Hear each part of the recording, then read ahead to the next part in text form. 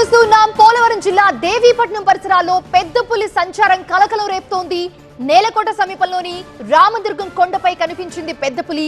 గుడికి వెళ్లే దారిలో పులి జాడ కనిపించడంతో భక్తులు భయభ్రాంతులకు గురయ్యారు. రామదుర్గం చేరుకుంటున్నారు రెస్క్యూ టీం. పులి కోసం గాలింపు చర్యలు చేపట్టబోతున్నారు.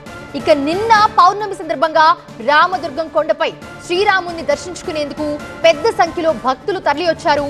పులి ఆనవాళ్లు కనిపించడంతో వెంటనే అటవీ అధికారులకు సమాచారం అందించారు.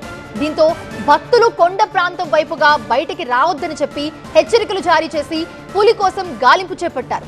అప్పటి వరకు ఆలయం లోపల గేట్లు వేసుకుని భక్తులు ఉండాలని చెప్పి కోరారు అటవీ శాఖ అధికారులు. చుట్టుపక్కల ప్రాంతాల్లో డ్రోన్ తో సర్వే చేస్తూ ఉన్నారు. ఆ తర్వాత అందరినీ అక్కడి నుంచి పంపించారు.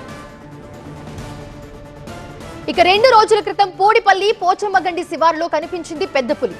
ఇప్పుడు రామదుర్గం దగ్గరలో తిరుగుతోంది.